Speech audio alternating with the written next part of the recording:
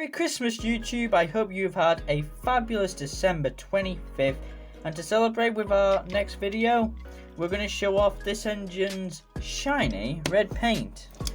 As won by the last vote, which I apologise was a while back, I was celebrating for Christmas, but as you saw I did upload a special, so if you haven't seen that yet, go check it out. Thomas goes on a bit of a mystery on the layout. I think you'll quite enjoy it if you haven't seen it yet. So anyway, as for this engine, I've got the facts right here. First off, this is about the Take and Play version, but this engine underneath says learning curve. I'll talk about that later.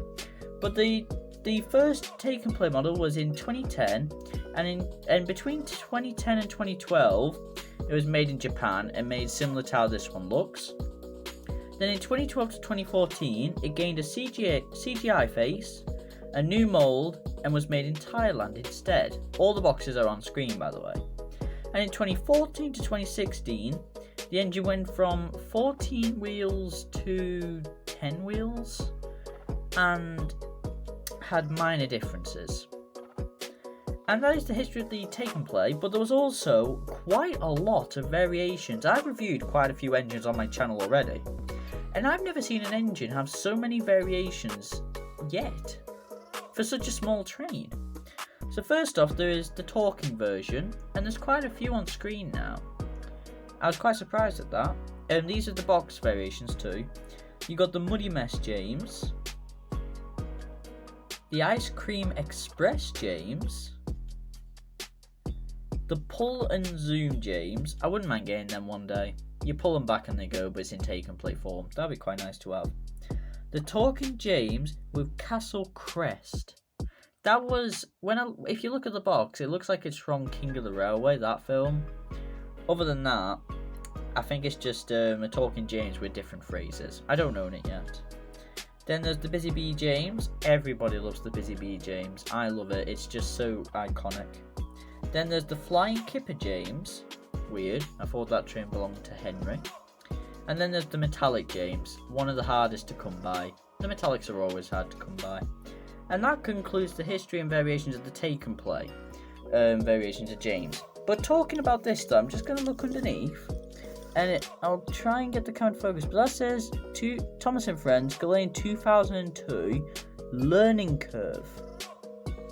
Now I did do research and I couldn't find the learning curve variation, so I thought maybe the Take and Play variation you guys would enjoy all the same, because this looks like the 2010 to 2012 variation and might be.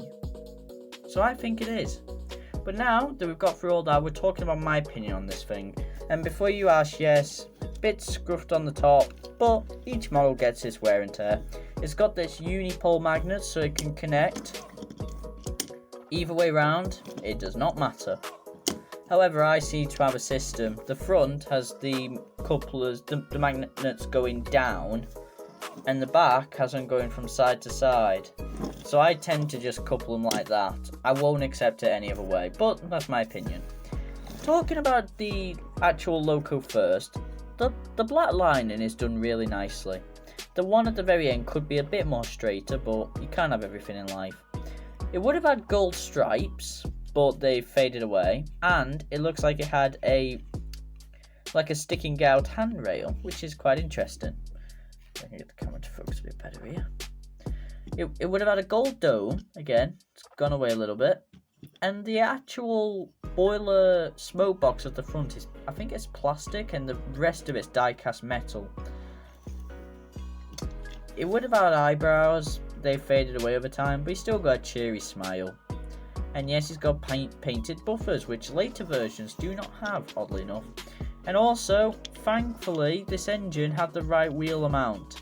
2 rolling wheels at the front and 6 driving wheels. Take and Play get it. They know how to do the wheel sets right, unlike later editions where they only have 6 wheels and no rolling wheels. Take and Play did it right.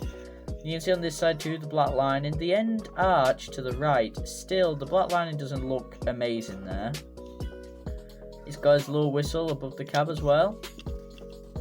And this one doesn't have screws in it that allow you to take it apart. It's got one triangle screw, but I'm guessing that's for the smoke box. But it's got these in. They're not screws. You can't remove them easily. However, this is one thing I do like. Some detail in the cab. That is a firebox door. And the fact that Take and Play included that in the mould, that's just really impressive, and I like that. I like that they just went that little bit extra just to add that mould. Now, in the transition of talking with the tender, here's one thing I don't like. Why is there buffers between the back of the cab and the tender? And before you say the tender's the wrong way round, buffer. That does not make sense. I don't know why companies do that. Do you have the Trackmaster push-along engines? The buffers on the tender are facing the engine, not facing the other way. I don't know why they do that. However, if we're looking past the annoying buffers, the tender is pretty much box standard. It's the same all the way round. It's got a nice gold number 5 though, reflects the light really nicely.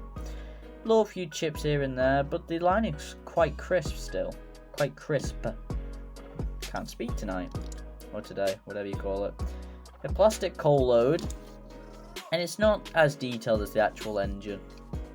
That's all it is. It's basically like a coal truck. How simple it is. And then underneath you got the wheels, and in there it's a bit hard to see, but there isn't any screws. Yeah, I'm sorry I can't show you that easily, but there's no screws in there. However, one cool thing Take and Play did is for these to fit the track, they made it so the wheels could slide a little bit, so they could get around corners easier. And that does apply to James as well. There you go. So yeah, that's the history and a review on Take and Play James, the splendid red engine. I hope you enjoyed this review, and I hope you had a very Merry Christmas and a Happy New Year. It's not far away now. So yeah, the vote will be up soon, and I'll see you in the next video. Bye!